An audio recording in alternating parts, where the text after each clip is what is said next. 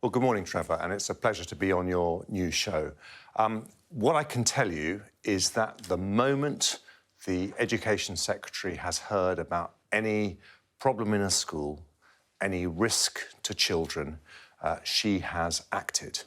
And we have 22,000 schools in the country, and there has been, since that incident, a huge programme going through this RAAC asbestos issue, because we want to be absolutely sure that every child is safe. And we have then made sure, as soon as we have information of any risk, that something is done to mitigate that risk. So, by the way, just to pick this up, it's not just RAAC we're worried about now, is it? It's asbestos. And that expands the potential number of schools greatly, doesn't it? Well, it doesn't matter if it's RAAC or the wider asbestos issue. This particular recent information we had covers 156 schools. A third of those we've been able to make mitigations immediately so that they're able to operate, and the majority of the remaining 100 or so, they're able to operate largely normally. But we will continue this programme because we want to make sure at every stage that schools are safe, and we will prioritise investment by the government, but if I may say so, which is my job as Chancellor. But the point is, it does make it different, because we're talking now about a different scale of problem. Not 150 schools, but we may be talking about hundreds, and some people this morning are talking about thousands, if you include what we know about asbestos. So the issue of identifying the risk is very important. Can you say to a parent who has to send their child to school tomorrow that they can be confident, if they haven't been told that there's a risk, that their child will be safe?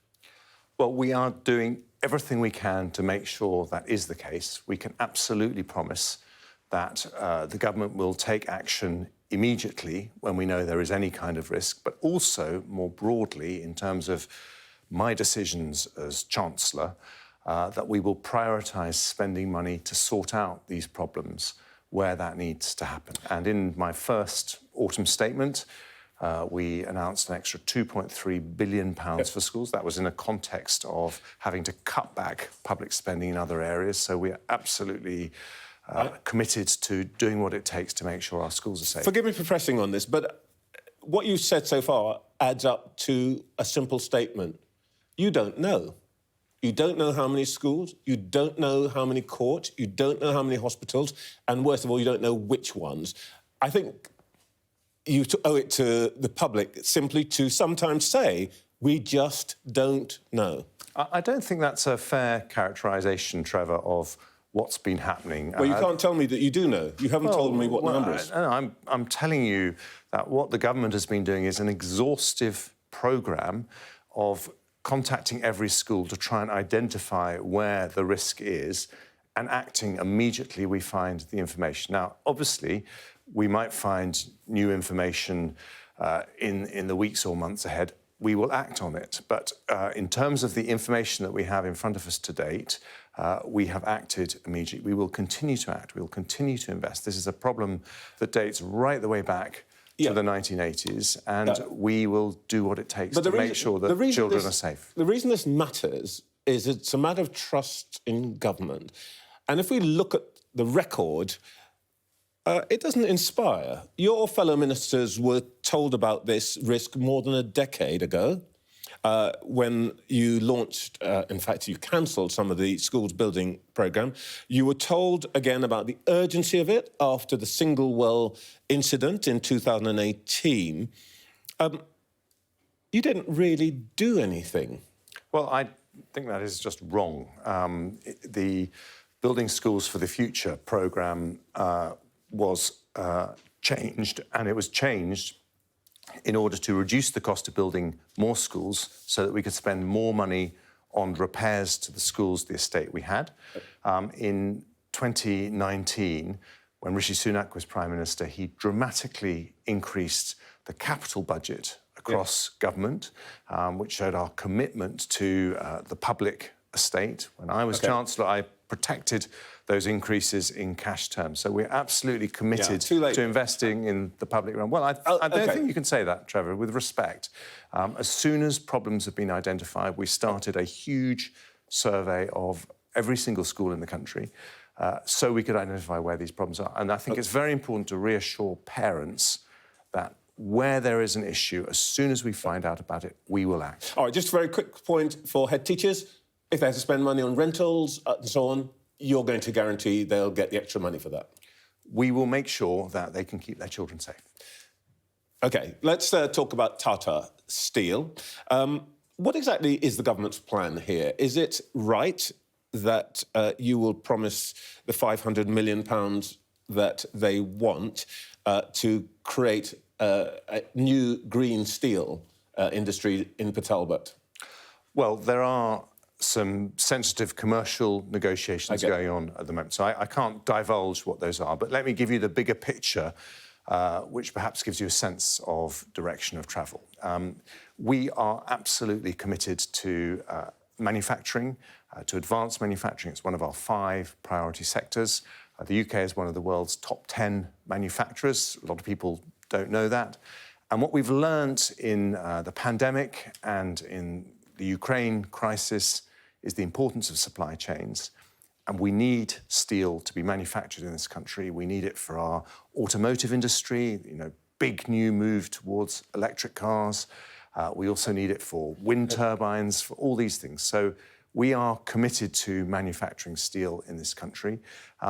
But we want to have sustainable steel, green steel, as you say, and that's why we're having discussions with all the relevant manufacturers to see how we can plot that path. So your aim is to keep a steel industry afloat, even though in truth, we can't compete with what's coming from China. I wonder if some of your colleagues in the Conservative Party might say, when the Prime Minister talked about Brexit freedom, did he mean the freedom to prop up an industry that can't compete with China and to hand over £500 million to a global conglomerate, Tata? Well, I'm sorry, Trevor, I think you're being very negative and declinist about Britain. We can certainly compete with China. We are the world's second largest I'm just joining some of your colleagues on this. Offshore wind producer. And when it comes to high-end manufacturing, as opposed to the very low-cost manufacturing, we have 4 of the world's top 10 universities, amazing research and development happening here. And we have a British economy that is a global leader when it comes to life sciences, technology, advanced manufacturing. So I just reject, if I may, and I know you don't want to be totally gloomy in your very first show, but I hope you will allow me to correct you. I think we have got great potential as an economy. OK, let me back off my miserablism and let's talk about the economy. You've had some good news this week. The economy is not as widely thought, smaller than pre-pandemic levels. It's been doing better than supposed since 2021. Let me ask you this. Had you known this 11 months ago, would you have made different decisions? No, because the decisions we took were primarily because we had to bring inflation down, which peaked at over 11%. A series of incredibly difficult decisions that Rishi Sunak and I took because we knew that until you get inflation down, you can't end the misery for families who see the cost of their weekly shop going up, the cost of their filling up their tank of petrol, they see that going up as well. And that was an absolute priority for us. But you're right to talk about these figures because what they actually show is that of the largest European countries, the UK has been the most successful at growing back after the pandemic. That 0.6% increase on pre-pandemic GDP is higher than France, higher than Germany, higher than Italy, also higher than Japan. That happened because Rishi Sunak, as Chancellor, took decisions like the furlough scheme, like the bounce-back loans, which were more generous than other countries, and that is why we've been able to protect that out. OK, I wanted to give you time to do the ad, and it's perfectly fair. It's perfectly fair for you to make this point, but I want to refer you to some other figures. Let's have a look at debt. I've got a graph here. Our debt to GDP ratio, it's a measure, as you know, of how our debt burden as a country. And I just want to take you back. 1941, obviously war, huge debt. 2021, we're nearly 100% debt to GDP. That is higher than at any time in your lifetime. You're born in 66, right? The last time we were at this level was 61. That's not a really an achievement to be proud of, is it?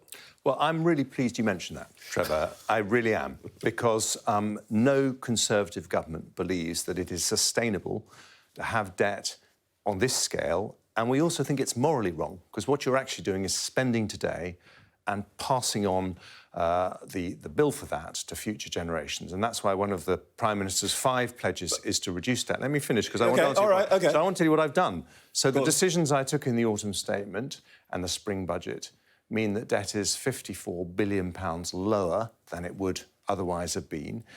We have a fiscal rule that says that we need to prioritise reducing debt, and we will continue to do that.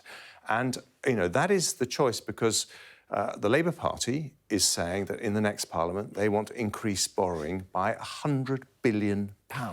Yeah. That means that debt is going to be higher. OK. And it also means that interest rates are going to be higher, which means the pain for people with mortgages is going to go on for longer. It's early on Sunday morning, so I don't want to get too nerdy about the levels of debt. Some of that may be your responsibility, but some of it, to be honest, the debt figures that you've had were not necessarily your own responsibility. But I want to take up the point that you made about passing on debt to our children and grandchildren.